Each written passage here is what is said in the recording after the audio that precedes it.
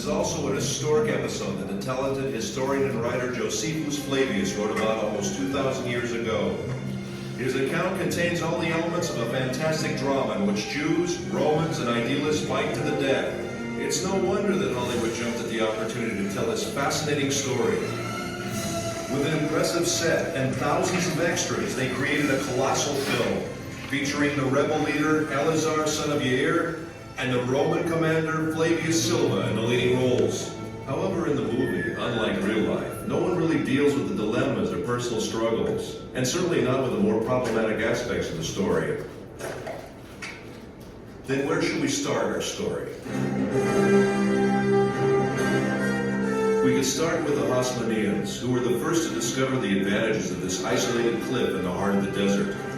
Or we could start at the end, with a dramatic project of the Masada excavations, with Igal Yadin, the head of the excavation team, who would stand on the mountain and read Josephus Flavius' description of the account, and everyone around him could actually hear the echoes of the fighting.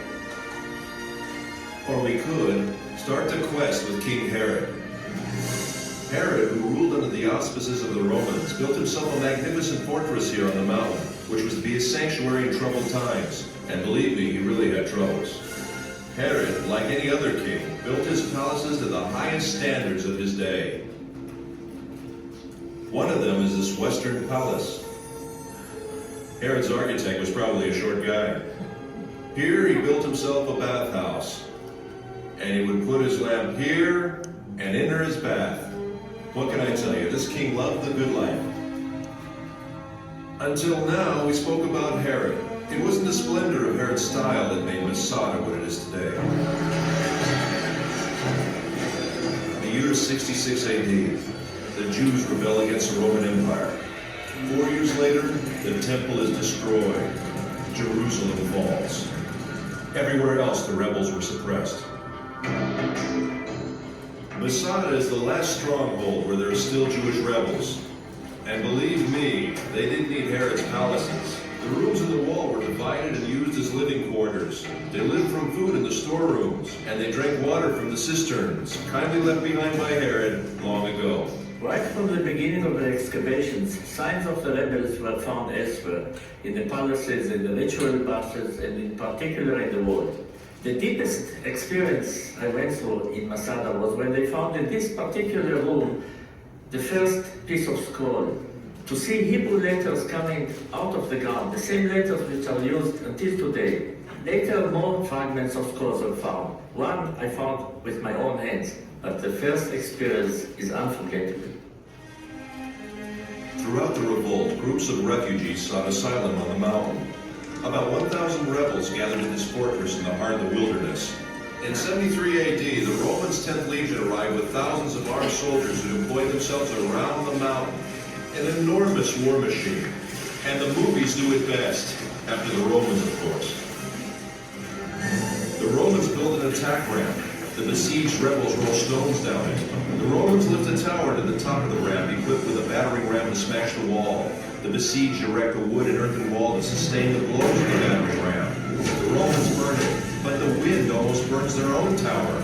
Then the wind veering as if by divine providence to the south, blowing with full force in the opposite direction, flung flames against the wall, which now was all ablaze. And in the evening, when the wall was burnt and breached, the Roman army returned to its camps, assured that the whole affair would be over by morning. But Eleazar had ideas of his own.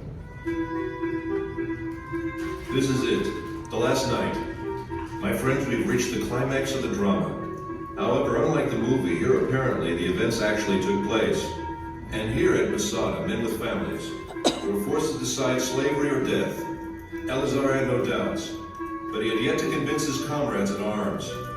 Ladies and gentlemen, the speech of Eleazar.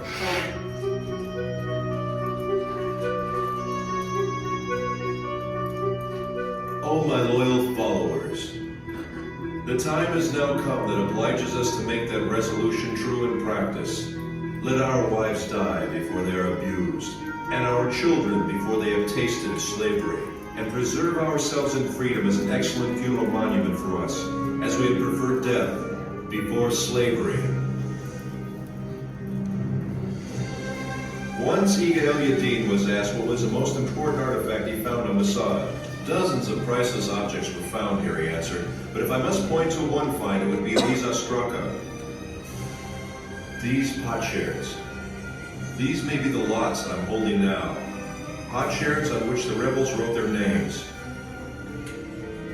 10 men who were chosen were the only ones who remained. Their equipment had already burned, and each of them had already killed his wife and children. Then they drew the lots. Who would kill the 9th man and fall on his own sword?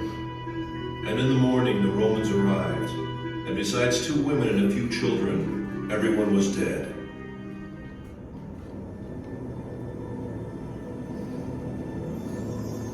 After the drama came silence. The silence was broken in the 5th century for nearly 200 years by a community of Byzantine monks. 1,200 years later, the first explorers came and rediscovered the mountain. Then the members of the youth movements, seeking a symbol of Jewish heroism, discovered Masada and adopted the mountain. After them came the hikers and the tourists. Masada had become a focus of pilgrimage. Professor Netzer, what do you really think about the act of courage that ended in suicide? Maybe it's the utmost courage to prefer death to a life of slavery. So it's death or freedom? Yes, death as a free man or slavery at the hands of the Romans. Which choice would you make? No matter what, Masada has become a symbol of staunch resistance against a fierce enemy.